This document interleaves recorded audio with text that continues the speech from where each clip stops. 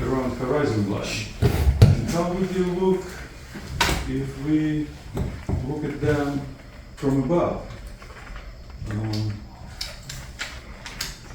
So same area, Harrisburg is right here, and first gap, second gap, third gap, and right away a lot of people have question why water is not going around this kind of appendixes of the ridge. Why? We know that by basic physics water is one the least resistant waves. So why actually river preferred to cut through hard rock instead of going around this short appendix? So there is no answer for this. Is there geological fault that goes up and down this way?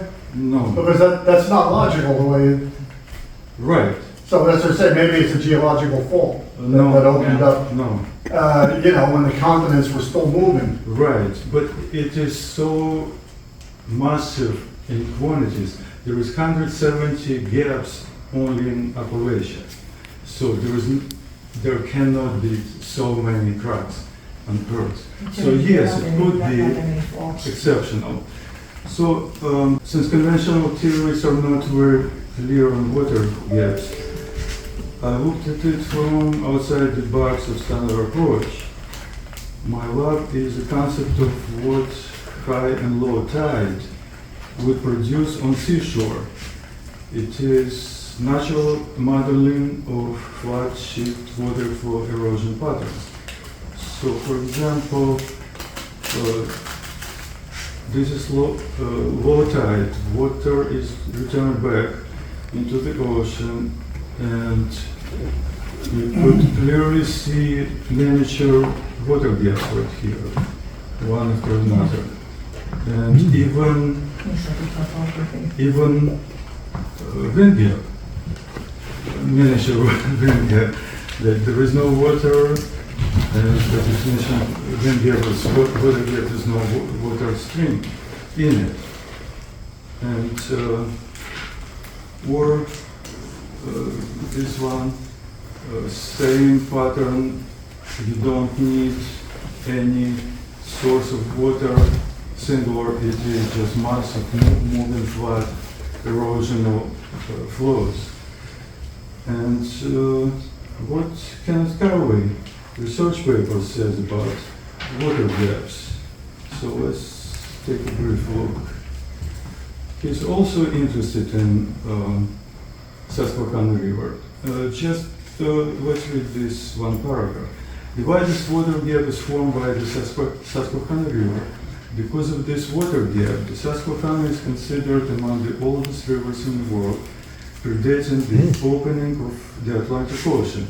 The spectacular profile of the world-class Susquehanna River water gap exemplifies the difficulty in applying the superposition river theory, which requires downward erosion over long periods of time, exactly matching the uplifting of the ridge and the eroding away of the softer surrounding material. And he's architect and also licensed engineer in a couple of states. So he is looking, not this one, he's looking at the section between Susquehanna River water gap and Delaware water gap. And he calls whole Appalachia Eastern Structural Front, his architect. Calls it Eastern Structural Front, just above this line. So this is the front. And he's building this kind of panorama view, vertical cross-section of the same segment between Susquehanna Gap and Delaware water gap, with Lehigh and Schuylkill Valley water gaps in between as one group, water gaps, and the other group is wind gaps, with Windgap, Pennsylvania, right here in the neighborhood, and all the other Windgaps. And he groups them. He does group them, but he indicates that there is a band of water gaps at the bottom and wind gaps at the top, and between them there is no gaps, and he calls it dead band. And as we would see later, this dead band is actually the key to understand formation of all this picture.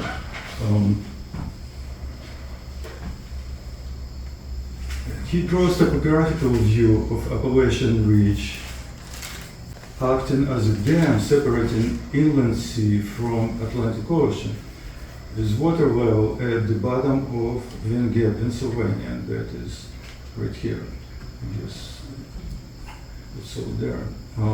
With Lehigh River water gap here and Schuylkill River water gap. So there's water level at the bottom of Windgap, Pennsylvania. That would be the picture. And he's saying water start draining through Windgap, Pennsylvania, and other wind gaps, and only keeps draining through what become water gaps, Lehigh River and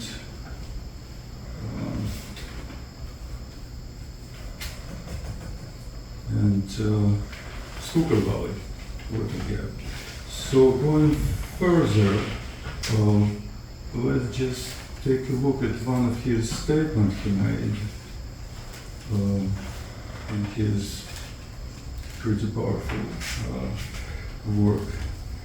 So relating to the same picture, he's writing, this would therefore be the east coast of the emerging North American continent, just below this elevation, the Windgap, at the right Windgap, Pennsylvania, along with all the other wind gaps, will close, leaving a continuous barrier formed by the eastern structural front, except at the present water gaps.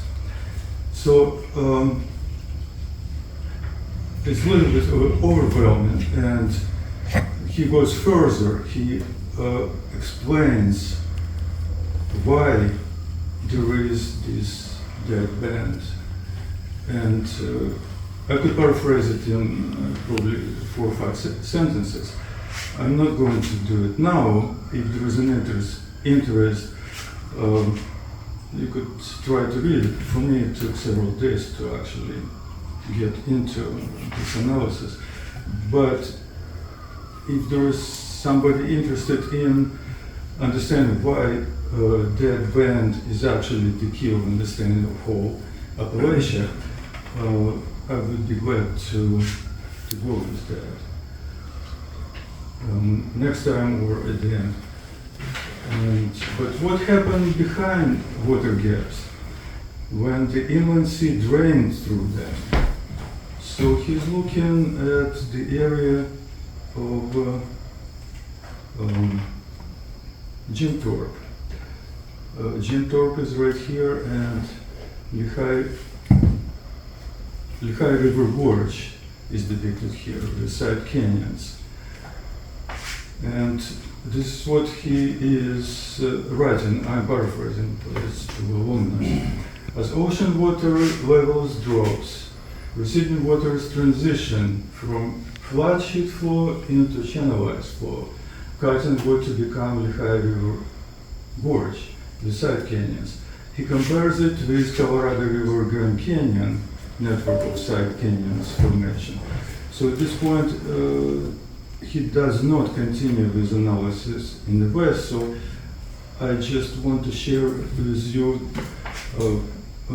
what myself and Jude we experienced at Canyon Lands. So this is the view of Green River all the way at the bottom. And you could actually see now this dry canyon, side canyon of the river.